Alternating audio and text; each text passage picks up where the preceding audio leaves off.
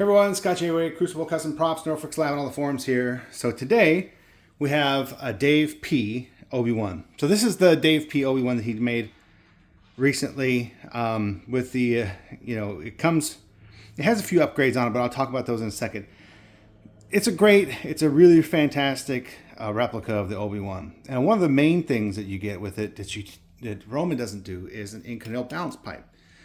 So when you have an inconel balance pipe, when you weather these the way I do with the actual deposits and everything, they end up looking just like the real thing. I mean, aside from maybe the physical wear, like this one is super worn. This is a male balance pipe that was converted, but it looks exactly like the thing. This one is straight out of the engine, and they look the same. They weather up perfectly. So yeah, the Dave P balance pipe is the way to go. That is fantastic. I hope Roman can someday start making inconel balance pipes. They might be a little bit more expensive because that metal is very hard to work and it gets work hardened as it goes. But yeah, it's fantastic. It looks awesome. So now this one, the owner wanted me to add some of that contact cement and barge glue that they used, kind of replicate the look of that. I did that with paint, of course, so it can be taken off if it's not desired. This is a little bit, the little smudge here is showing up on camera pretty opaque, but it doesn't quite look like that to my eye. The camera always exaggerates this stuff for some reason. I did not use the chrome tape that Dave P has in the kit.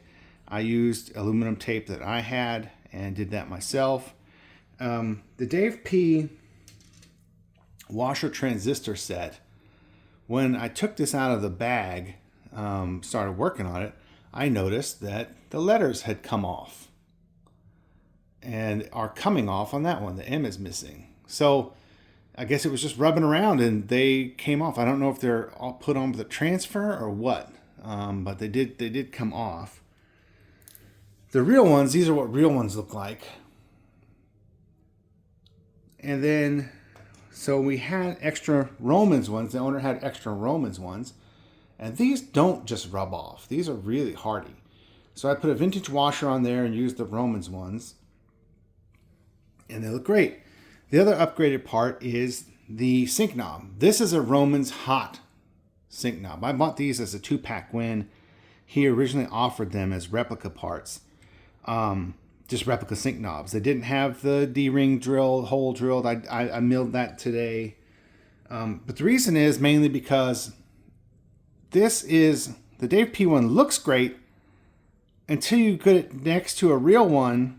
And there's just some small little differences, and it's kind of curious why he chose to do it that way. I'm not quite sure. It's not accurate. That like the cubes are too tall and Chunky is here.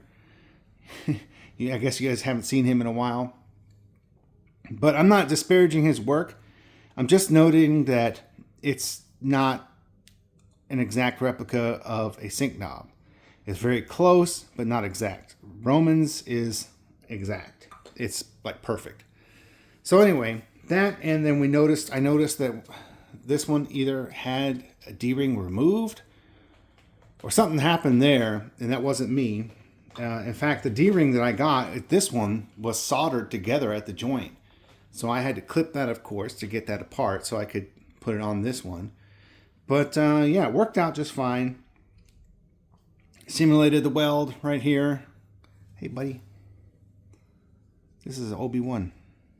And then, so everything, even got the regz little font lined up right there. So where it sits in the Chronicles photos, you can just barely see the tip of that right there. So everything is lined up the way it should be in the Chronicles. The little dent in the ring right here is the same. And I tried to mimic the barge, the contact cement, the barge glue that they use to put that thing on there as much as possible. So yeah, because that's what it looks like to me, instead of a bunch of damage that people usually do with Dremels. But anyway, I did add machine lines. I made it subtle to the grenade in spots, you know, on the rings and everything. I didn't want to gouge it up too much because it looks like the original one is pretty cleanly machined. It's not super obvious in the high-res photos, so I didn't go all out crazy on that. But tried to get it as close as possible. Oh, and replicated the plating chipping on the lever. But yeah, overall, I think it looks great. Fantastic. Just some minor things. The Romans transistors really help. And boy, this cat. Sorry.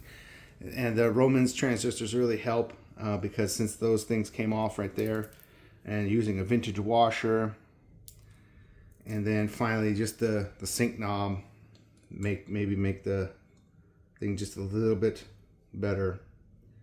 But yeah, pretty cool. That's about it. Just wanted to show that off, make a video, document it for the owner. And here it is next to a real parts Obi. My real parts, you guys have seen it many times, but this clamp I got this way. I didn't make it, so I would not have put these big old brass screws in here. This is just how I got it, but I've just decided to keep it. I like it, so it's fine. But anyway, oh, the other thing I did to the Dave P thing, which I forgot to mention in the video just now, is the flash hider part that connects to the A&M2 booster replica. The flash hider part on the Dave P's is a little too tall, so the grenade doesn't sit in the right spot. So I put that on the lathe and turned it down just a tad bit so it sits in the right spot, which is basically halfway up through the rib. So yeah, it sat too tall before, now it sits perfectly fine. So that's the other thing you got to do to the Dave P part. So yeah, all right, man. So whoever is watching, thanks for watching, and I appreciate it. Hope Chunky's appearance made Danny happy. All right, thanks for watching. Bye.